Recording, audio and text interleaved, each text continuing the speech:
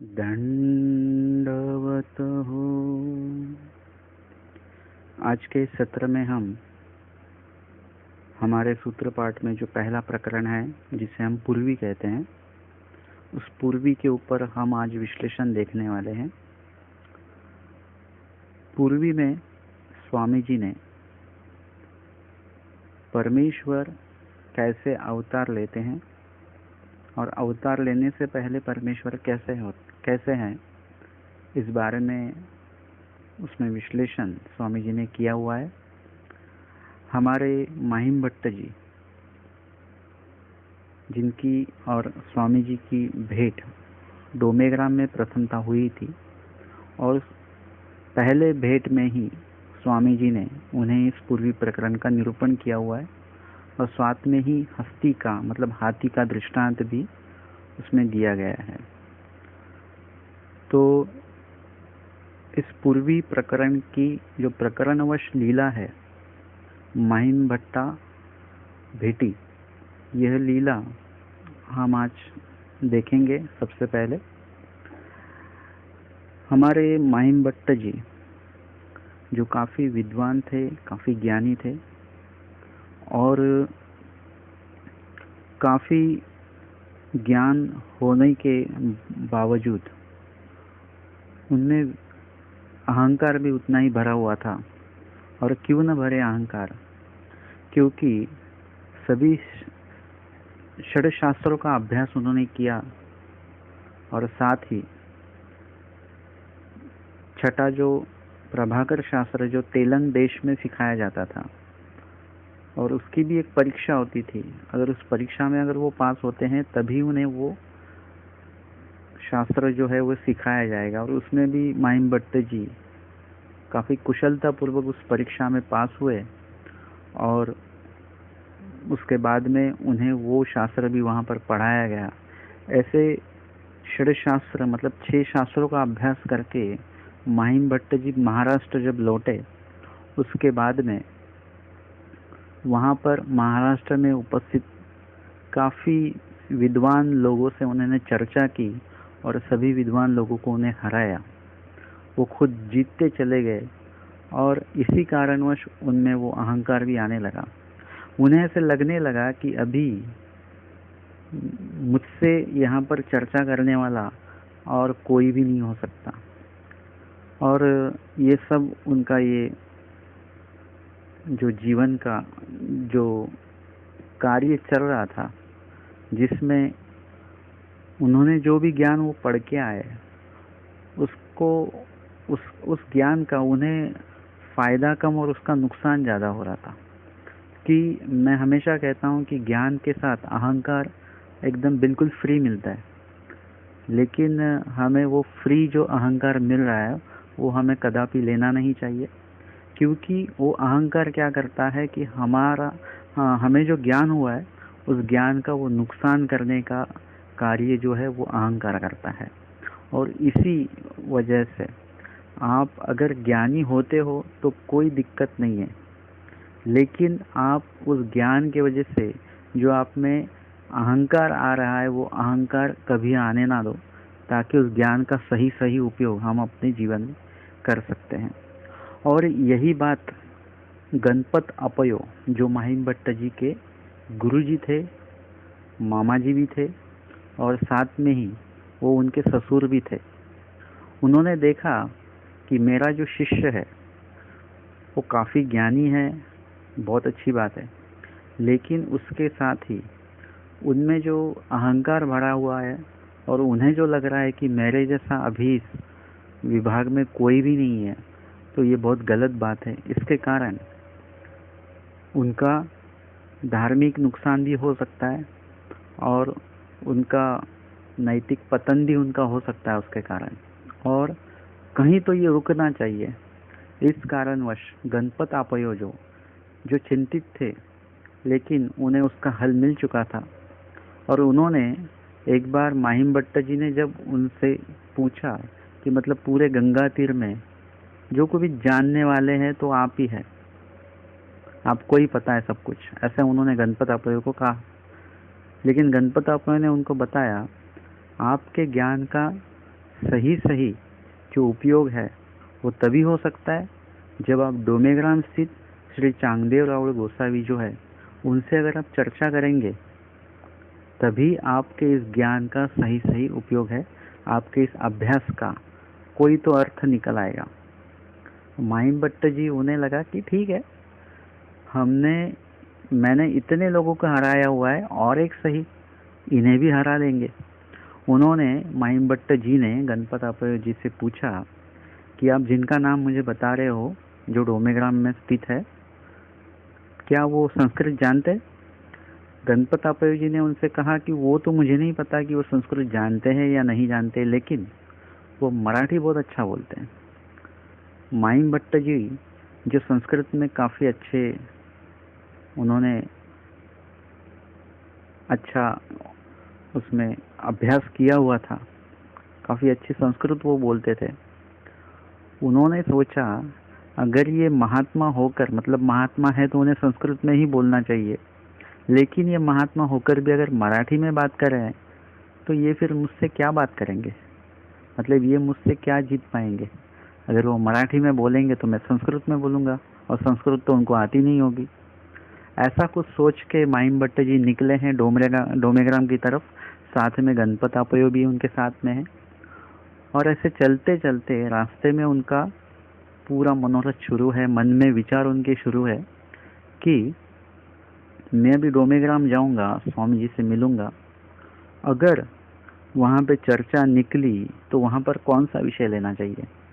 उन्होंने कुछ विषय भी मन में सोचा और फिर उन्होंने कहा इस विषय पे अगर मैं ऐसा सवाल करूँगा, अगर उन्होंने ऐसा जवाब दिया तो उसको मैं खंडित करूँगा और उनको ऐसा जवाब दूंगा, उनके सिद्धांतों को मैं क्या करूँगा, खंडित करूँगा। मतलब ऐसे चर्चा करके, मतलब उनके सवालों पर मेरे प्रभावी जवाब होंगे, या उन्होंने कोई जवाब दिया तो मेरा उस पर अच्छा सा सवाल जो है मैं उनको करके उनको चुप कराऊंगा, और ऐसे में उनको भी मैं जीत जाऊंगा। और फिर क्या वो कहेंगे उस पर मुझे क्या कहना है, ऐसे सवाल जवाब का पूरा यह आयोजन कर कर माहिम भट्ट जी बादा ठान, मतलब भामा ठान तलक आ चुके हैं। साथ में गणपत आपय जी है। गणपत आपय जी को कुछ तो कार्य के वजह से कुछ काम था उन्हें, तो उसके वजह से उन्हें गांव में जाना पड़ा। और ऐसे में उसी गांव के पिंपड़े वामन भट्ट जो स्वामी जी के पूजन के लिए, पूजा अवसर के लिए अपनी बैलगाड़ी से वो जा रहे थे, उनकी तैयारी शुरू थी। गणपत आपय जी माहिम भट्ट जी को उनके घर तक लेके आए और उन्होंने वह पिंपड़े वामन भट्ट जी से पूछा कि क्या आप श्री स्वामी जी के दर्शन के लिए जा रहे हो। उन्होंने कहा अभी वही तैयारी हमारी शुरू है। तो उन्होंने कहा ये मेरा भांजा है, ये मेरा शिष्य है, आप इन्हें स्वामी जी तक लेके जाइए, स्वामी जी के पास, मैं कुछ अपना कार्य निपटा के मैं भी पहुंच जाऊंगा। और गणपत आपय जी निकल गए और माहिम भट्ट जी, पिंपड़े वामन भट्ट जी, इनके साथ में स्वामी जी के दर्शन के हेतु वहाँ पर राजमठ में पहुँच चुके हैं। अभी जैसे ही राजमठ में वो पहुँचे, राजमठ तक पहुँचने तलक माहिम भट्ट जी का पूरा विचार आयोजन शुरू था। और जैसे ही वो राजमठ में अंदर प्रवेश करते हैं, और प्रवेश करते ही उन्होंने स्वामी जी को देखा। स्वामी जी सपूजित, मतलब स्वामी जी का पूजा अवसर हो चुका है, और सपूजित मतलब पूजन स्वामी जी का हो चुका है, और पूजन के पूरे फूलों के अलंकार और माथे पे टीका, ये सब भाल प्रदेश पे जो टीका लगा है वो, ऐसा सब कुछ वैसे ही स्थिति में स्वामी जी बैठे हुए हैं, उसे कहते हैं सपूजित। और माहिम भट्ट जी ने स्वामी जी को देखा और चरित्र में वहाँ पे आया हुआ है कि मागिल अवघेची विसरले, मतलब जितना भी उन्होंने सोच के आए थे, स्वामी जी को हराने का जो सोच के आए थे, और जो कुछ उन्होंने सवाल जवाब का जो आयोजन किया था, वो पूरा का पूरा वो भूल गए। उन्हें कुछ भी याद नहीं रहा कि अभी मुझे क्या बोलना है, क्या नहीं बोलना है।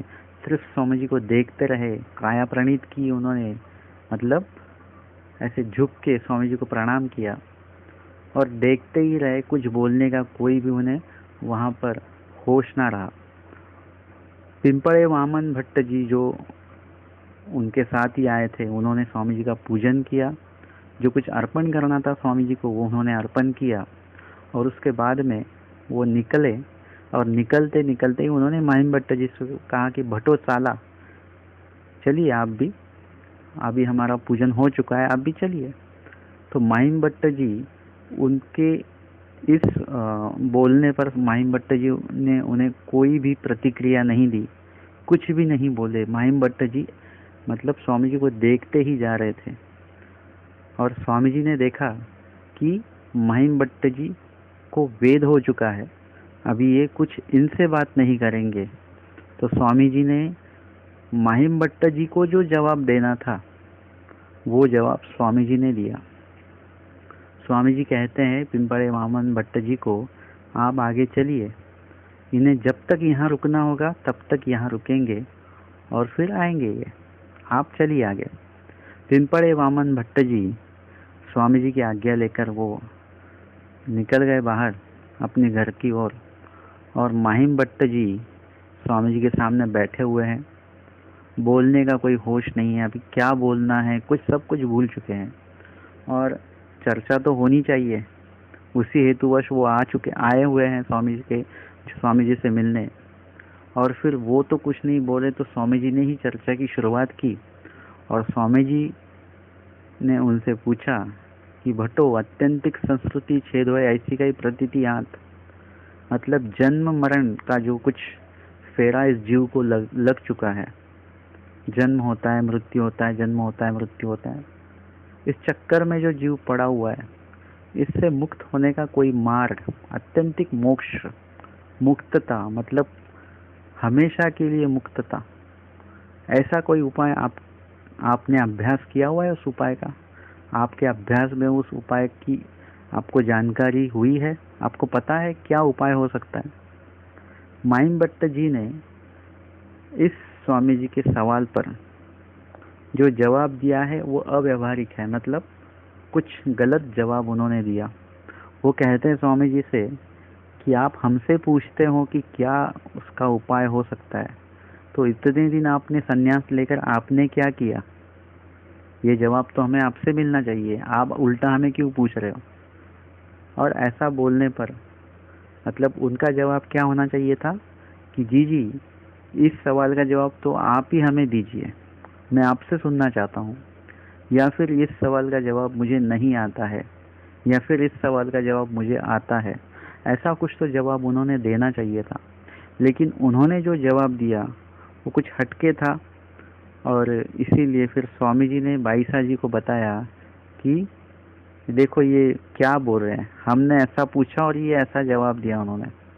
और फिर बाईसा जी ने क्या किया, घाघरा बांधला, मतलब उन्हें जो कुछ बाईसा अपने स्टाइल में बोलते थे, जो स्वामी जी को अगर कोई उल्टा सीधा बोलता है तो बाईसा जी फिर सीधा उनको क्या क्या बोलते थे कि तुम्हारी मृत्यु हो और तुम्हारा जो शव है वो शमशान घाट तलक, ऐसे वाद्यों के इसमें आप स्मशान तलक जाओ, मतलब ऐसा कुछ बोल के बाईसा जी उन्हें डांटते थे। जो भी है, आज तो महिम भट्ट जी का नंबर था और महिम भट्ट जी को फिर बाईसा ने ऐसा बोला, लेकिन स्वामी जी ने बाईसा जी को रोका कैसे? शब्दों से रोका। मतलब बोला कि बाई जी चुप रही है। बाईसा जी तब भी नहीं माने। स्वामी जी ने श्री करो से भी उनको रोका कि चुप रहिए, मतलब शब्दों से भी शुरू है, श्री करो से भी शुरू है, और साथ में ही आंखों से भी शुरू है कि चुप रहो। लेकिन बाईसा चुप रहने के लिए तैयार नहीं है।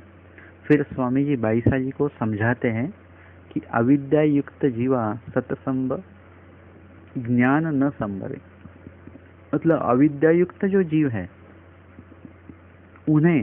उसे खुद ज्ञान की उपलब्धि तो होती नहीं है, लेकिन उसे वो ज्ञान भी नहीं होता कि सामने कौन बैठा हुआ है, परमेश्वर जी है या वो जो कुछ पूछ रहे हैं, मतलब उसमें क्या ज्ञान है वगैरह, ये उसे नहीं समझता, क्योंकि अविद्या उस पर बैठी हुई है। अगर हमें कितना भी हमने ज्ञान सुन भी लिया है, लेकिन फिर भी हमें कभी ऐसा नहीं लगता कि अभी अनुसरण ले लें हम।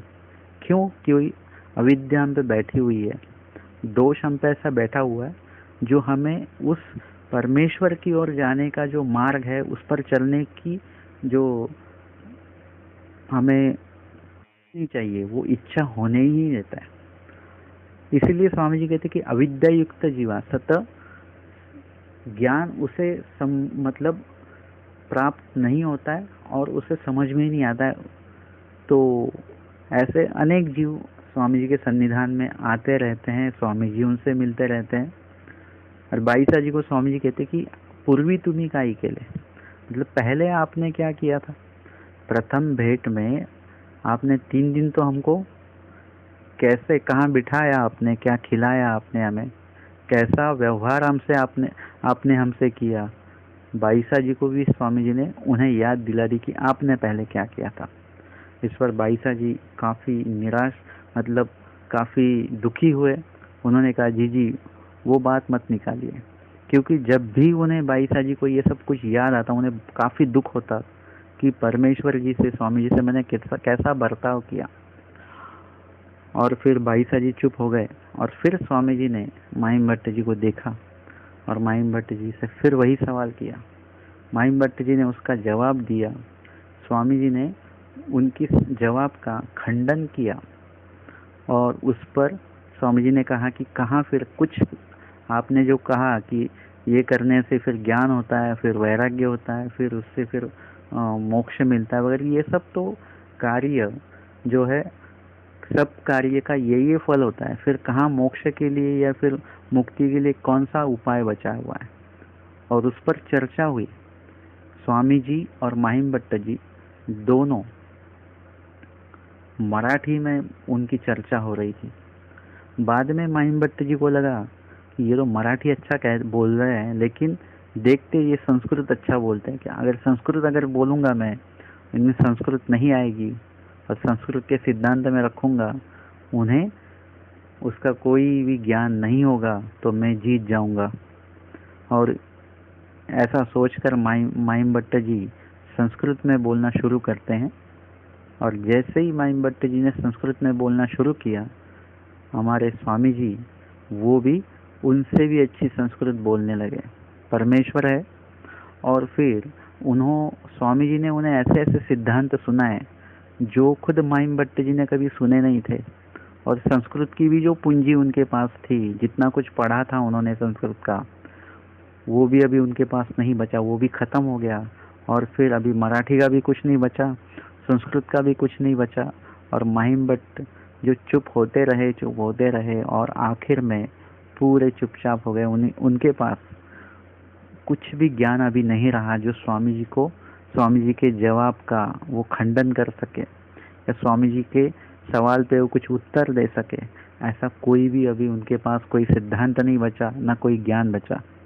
और माहिम भट्ट वहाँ पर अहंकार रहित हो गए।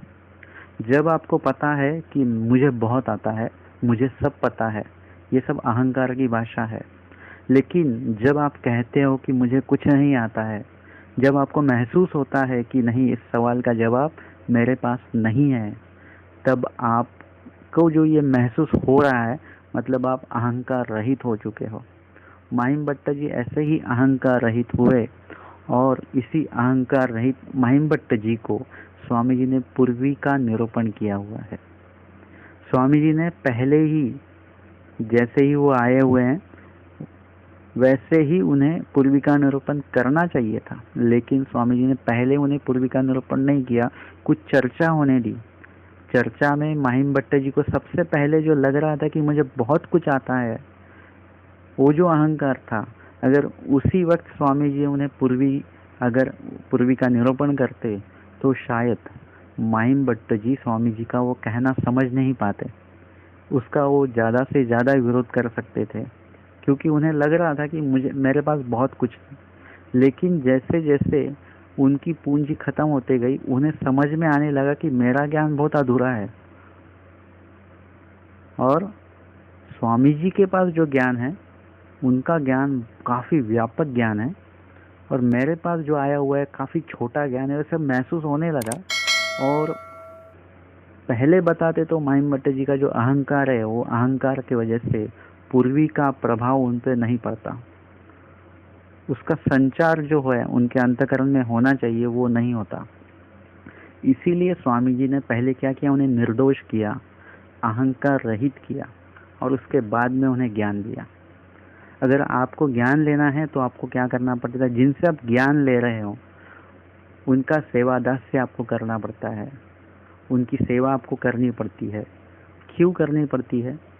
जो ज्ञान देने वाले हैं वो आपकी सेवा के अभिलाषी नहीं होते, लेकिन आपके सेवा में कितनी विनम्रता है, कितनी आपकी सेवा निर्दोष है, कितनी आपके सेवा में अहंकार नहीं है, अहंकार रहित आपकी सेवा है, ये सब देखने के बावजूद ही वो आपको ज्ञान देते हैं।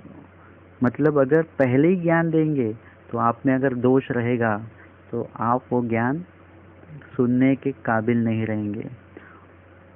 और इसी कारणवश पहले देखा जाता है कि आप कितने निर्दोष हो।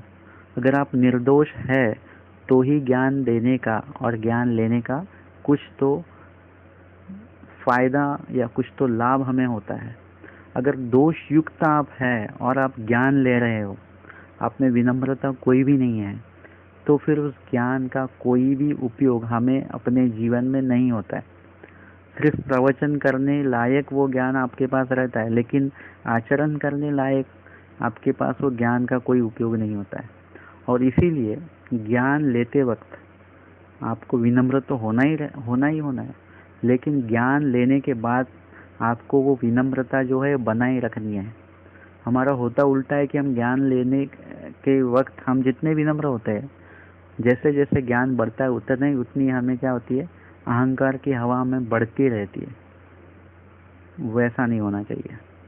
आपने किसी से कहा मेरा पूरा सूत्रपाठ हमें याद है, मुझे सब आता है, मैंने सब लीलाएं पढ़ी हुई है, मुझे सब पता है, ये सब अहंकार की जो भाषा है, ये अहंकार की भाषा आपको ज्ञान आचरण में कुछ भी उपयोग में आने वाली नहीं है। इससे आपका अधपतन होने का ये सब पूरा मार्ग है। इसीलिए जितना जितना आपको ज्ञान होगा उतने ही आपको विनम्र होते जाना है। और उसके बाद में स्वामी जी ने यहाँ पर पूर्वी प्रकरण का निरूपण किया। पूर्वी प्रकरण हम देखेंगे, सृष्टि मध्ये कवणे करणे मुंचिजेना एके परमेश्वरे विना तोची परमेश्वरू निर्वेऊ निराकारू असे परिकृपावसे सावेऊ साकारू होए अवतरे आपुले सन्निधान दे ते दास्य मोचक।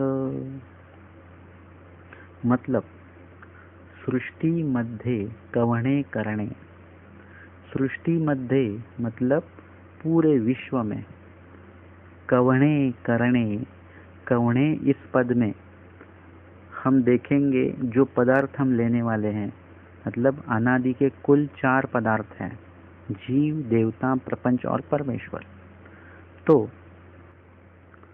इस अनादि के 4 पदार्थों को सामने रखते हुए अभी हमें देखना है कि कवणे इस पद में हमें कितने पदार्थ लेने हैं। कवणे इस पद में हमें 3 पदार्थ लेने हैं। सृष्टि मध्ये मतलब इस विश्व में जीव, देवता तथा प्रपंच। कवणे करणे, सृष्टि मध्ये मतलब इस विश्व में, कवणे मतलब जीव, देवता, प्रपंच मतलब इसमें हमने परमेश्वर जी को नहीं लिया हुआ है। कवणे मतलब जीव, देवता, प्रपंच। करणे मतलब इनका सेवा दास्य करने से, मुंचिजेना मतलब आपकी इस जन्म मृत्यु से, इस दुख से मुक्तता होने वाली नहीं है। एक परमेश्वरे विद मतलब एक परमेश्वर के सिवाय आपको इस चक्र से कोई भी मुक्त नहीं कर सकता है। सुख दुख का, जन्म मृत्यु का ये जो चक्र चक्र में हम जो फंस चुके हैं, इससे हमें सिर्फ परमेश्वर जी ही मुक्त कर सकते हैं। अभी जिस परमेश्वर के बारे में हमें पता है कि एक ही परमेश्वर हमें मतलब परमेश्वर एक ही ऐसे हैं जो हमें मुक्त कर सकते, वही परमेश्वर कैसे हैं? तो आगे स्वामी जी कहते हैं कि तोची परमेश्वर हूँ, मतलब जो आपको मुक्त करने वाले हैं वो परमेश्वर कैसे हैं? निर्वय, निर मतलब नहीं, अवयव मतलब अवयव, मतलब उन्हें कोई भी अवयव उनके पास नहीं, निर अवयव, अवयव रहित। निराकार, निर मतलब नहीं, मतलब नहीं, आकार मतलब आकार रहित, उन्हें उनके पास कोई भी आकार नहीं है। आप कहेंगे परमेश्वर कैसे है, गोल है और कैसे स्क्वायर है, कुछ है, आप नहीं बता सकते हो। परमेश्वर जी को मतलब उस स्वरूप, जो मूल स्वरूप जो है अव्यक्त स्वरूप, उन्हें कोई भी आकार नहीं है, ना कोई अवयव उनके है, मतलब निराकार, निर्वय और निराकार है। तो ऐसे निर्वय और निराकार परमेश्वर अपने मूल स्थिति में वैसे ही रहे ना। आगे कहते हैं कि परिकृपावसे, मतलब स्वामी जी के परमेश्वर स्वरूप के पास मतलब 8 गुण बताए गए, उसमें कृपा गुण है, कृपा नाम का गुण है।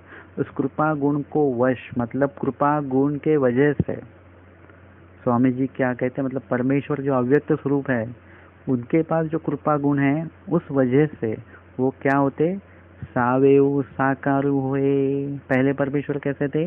निर्वयव, निर्वयव मतलब अवयव रहित जो परमेश्वर थे वो सावेव मतलब अवयव युक्त हुए।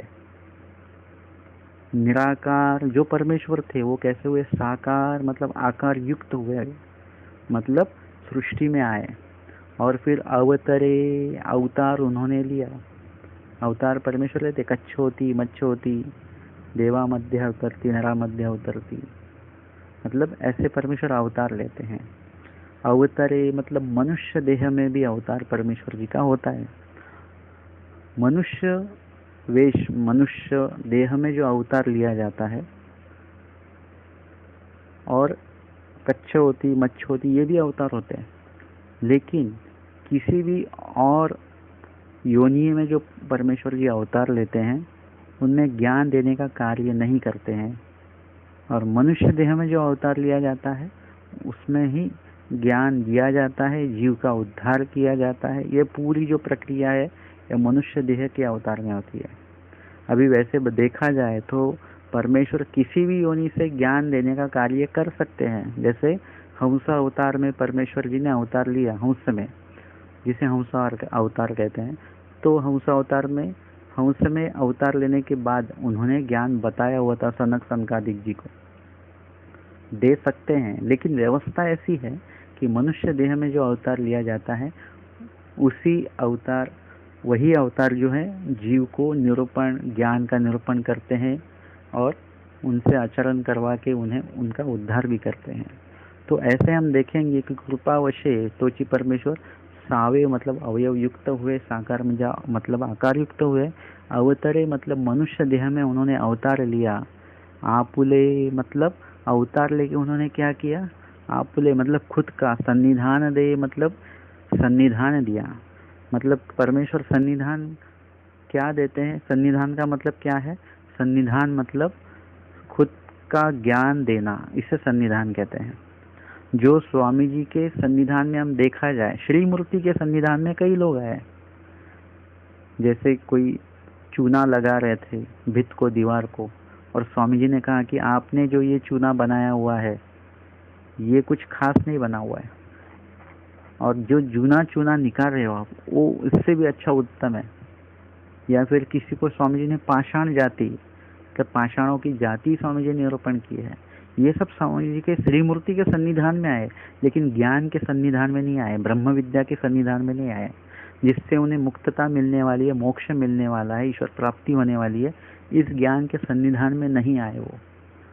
और इसीलिए इस बात का भी ध्यान होना चाहिए कि हमें सिर्फ अधिकरण के सन्निधान में नहीं रहना है, ईश्वर अवतार के सन्निधान में नहीं रहना है, तो साथ ही उसके पास जो ज्ञान है ब्रह्म विद्या ज्ञान, उस ज्ञान के सन्निधान में भी हमें आना है।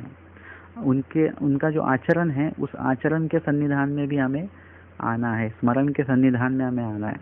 ये देखा जाए तो इसे सन्निधान कहेंगे।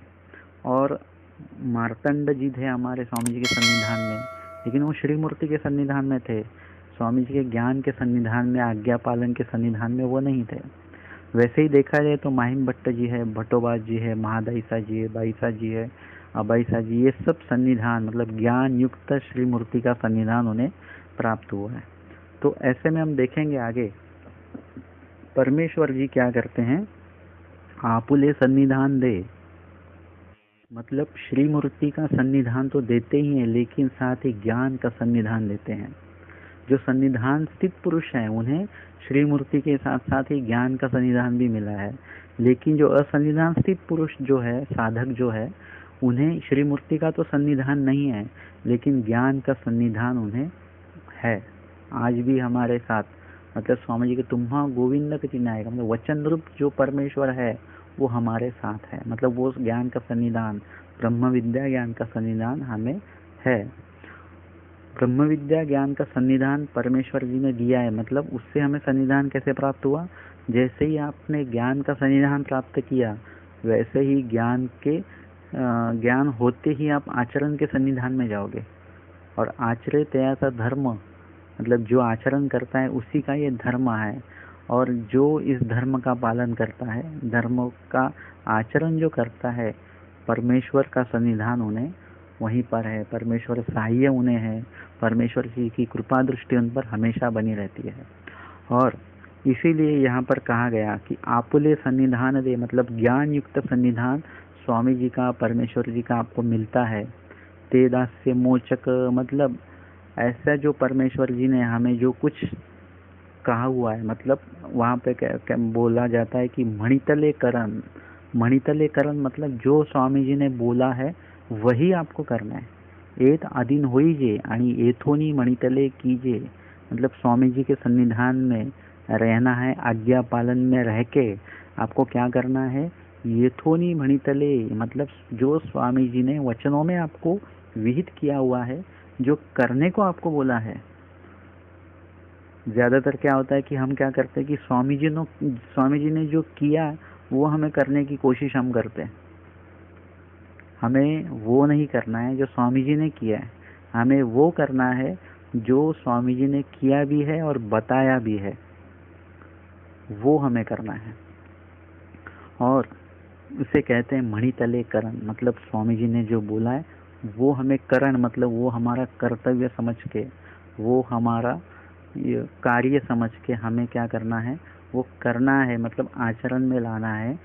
ते दास्य मोचक, अगर ऐसा जो कार्य है जो स्वामी जी ने बोला हुआ है, ऐसा जो कार्य, ऐसा जो आचरण है, ऐसा जो कर्तव्य है वो आप करेंगे तो ही मोचक, मतलब परमेश्वर आपको जो मुक्तता दिलाना चाहते हैं वो मुक्तता आपको इसी कार्य से मिलने वाली है, इसी विधि आचरण से मिलने वाली है। ते दास्य मोचक, मतलब परमेश्वर जी ने जो कहा वो करने के बाद ही आपको मोचक, मतलब आप इस जीवन चक्र से, जन्म मृत्यु के चक्र से, ये सुख दुख के चक्र से आपको मुक्ति मिलेगी और आप परमेश्वर के आनंद को प्राप्त होंगे। ऐसा ये पूर्वी जो प्रकरण स्वामी जी ने यहाँ पर माहिम भट्ट जी को, राजमठ में बैठे हैं स्वामी जी, सामने माहिम भट्ट जी बैठे हैं, और ऐसे इस डोमेग्राम में राजमठ में स्वामी जी ने इस माहिम भट्ट जी को पूर्वी का निरूपण किया हुआ है। हमने इसका अर्थ देखा, हम फिर से इसका अर्थ वापस फिर से एक समझ लेंगे। सृष्टि मध्य, मतलब इस विश्व में, कौणे, मतलब जीव देवता प्रपंच, इनका करण, मतलब इनका सेवा दास्य करने से, मुंची जेना, मतलब जीव की दुख से, सुख दुख के चक्र से या जन्म मृत्यु के चक्र से उसकी मुक्तता होने वाली नहीं है। एके परमेश्वर विन, मतलब एक परमेश्वर के सिवाय जीव की मुक्तता कोई भी नहीं कर सकता। वही परमेश्वर कैसे हैं, तोची परमेश्वर निर्वय, मतलब अवयव रहित है, निराकार मतलब आकार रहित है, लेकिन कृपावसे, मतलब कृपा गुण के वजह से स्वामी जी क्या करते हैं, निर्वय परमेश्वर कैसे होते, सावयव मतलब अवयव युक्त होते हैं, साकार म्हणजे आकार युक्त होते हैं, मतलब आकार युक्त होते हैं, अवतरे मतलब मनुष्य देह में अवतार लेते हैं, आपुले सन्निधान मध्ये मतलब ज्ञान युक्त सन्निधान जीव को परमेश्वर देते हैं। ते दास्य मोचक मतलब ऐसे ज्ञान में स्वामी जी ने जो कुछ कर्तव्य, कुछ विधि हमें जो बताए हुए हैं, उनका कर्तव्य करने से, वही विधि का आचरण करने से ते मोचक मतलब वही ज्ञान हमें मुक्तता दिलाने वाला है। माहिम भट्ट जी एक लीला में स्वामी जी से पूछते कि जी कवणाचे ज्ञान मोचक, मतलब जीव का ज्ञान है, देवता का ज्ञान है, प्रपंच का ज्ञान है और परमेश्वर जी का भी ज्ञान है, तो हमें मुक्तता दिलाने में कौन सा ज्ञान आधारभूत होने वाला है, कौन सा ज्ञान, किस ज्ञान की सहायता हमें होने वाली है? तो स्वामी जी कहते हैं कि परमेश्वराचे ज्ञान ते मोचक, मतलब परमेश्वर जी का जो ज्ञान है वही आपको मुक्त करा सकता है, न कि आप जीव का ज्ञान लेने से आप मुक्त होने वाले हैं। हम तो जीव का ही ज्ञान लेते रहते हैं कि वो कैसा है, ये कैसा है, ये अच्छा है बंदा, वो गंदा है बंदा, मतलब हम हर किसी की निंदा, मतलब कुछ न कुछ चुगली यहाँ की वहाँ की करते रहते हैं, हर जीव के बारे में हम बात करते हैं। उसके बाद में देवता है, देवताओं के बारे में मतलब ये विधि कौन सा है, वो विधि कौन सा है, मतलब अनेकों हम महानुभाव पंथ में रहकर भी हम अनेकों देवताओं की विधि हम आचरते रहते हैं, या उनका कुछ विधि हम यहाँ पर फॉलो करते रहते हैं। मतलब वैसा भी नहीं होना चाहिए। मतलब अगर हम उपदेशी है, मानवा पंथी है, जय श्री कृष्ण पंथ में हमने उपदेश लिया हुआ है, और फिर भी अगर हम राशि भविष्य के जो कुछ अंगूठियाँ होती है जिसमें स्टोन होते हैं, अगर वो अंगूठियाँ हम अगर पहनते हैं तो इससे क्या होने वाला है? आपकी मुक्तता नहीं होने वाली है। आप उल्टा उस देवता का विधि करते हैं, आप एक प्रकार से अपेक्षापूर्वक अन्य धर्म का अंगीकार भी आपका हो रहा है, तो ये भी नहीं होना चाहिए। ये देवता का ज्ञान है सब। और उसके साथ ही प्रपंच, मतलब प्रपंच के बारे में भी हम बहुत कुछ जानते हैं या जानना चाहते हैं कि ये सब्जी कैसी है, ये बंगला कैसा है, ये कैसा है, वो कैसा है, ये चीज़ ऐसी है, वो चीज़ वैसी है। मतलब प्रपंच के बारे में हम कितना ज्ञान लेते रहते हैं। आप ज्ञान लेते रहिए, ज्ञान लेना कोई मतलब बुरी बात नहीं है, लेकिन उससे आपकी मुक्तता तो होने वाली नहीं है, उल्टा आपको कर्मों के बंधन और लगने वाले। इसके लिए आपको अगर कर्मों के बंधन से छूट के कणों के बंधन में अगर आपको आना है, जो कणों का जो बंधन है वो आपको क्या करेगा, इस पूरे दूसरे बंधनों से मुक्त कराने वाला ऐसा जो कणों का बंधन है, अगर वो आपको चाहते हो तो परमेश्वर जी का ही ज्ञान आपको लेना पड़ेगा। और फिर आगे स्वामी जी ने पूर्वी का निरूपण करने के बाद माहिम भट्ट जी को हस्ती का मतलब हाथी का दृष्टांत बताया, जिसमें कुछ अंधे लोग जो है, जन्म से ही अंधे वो देख नहीं सकते, वो हाथी देखने आते हैं। कोई हाथी का पैर देख रहा है, कोई हाथी की जो सूंड है वो देख रहा है, कोई कान देख रहा है, कोई पीठ देख रहा है, कोई पेड़ देख रहा है, और कोई उसकी जो पूंछ है वो देख रहा है। और उस पर ये स्वामी जी ने ये दृष्टांत भी उन्हें बताया। और प्रथम भेंट में ही माहिम भट्ट जी को पूर्वी का भी निरूपण किया हुआ है, हाथी का दृष्टांत भी बताया, और प्रथम भेंट में ही माहिम भट्ट जी को बोध भी हुआ। बोध मतलब जीवेश्वर भाव, मतलब मैं जीव हूँ और ये परमेश्वर है, ये प्रतीति उन्हें पहले ही भेंट में आई हुई है। तो ऐसा हमने आज ये पूर्वी जो निरूपण स्वामी जी ने माहिम भट्ट जी को की, उस संबंधित ये लीला भी हमने देखी, और साथ ही पूर्वी प्रकरण का इस वचन का विश्लेषण भी हमने, यानी कि अर्थ भी हमने यहाँ पर देखा। दंडवत हो।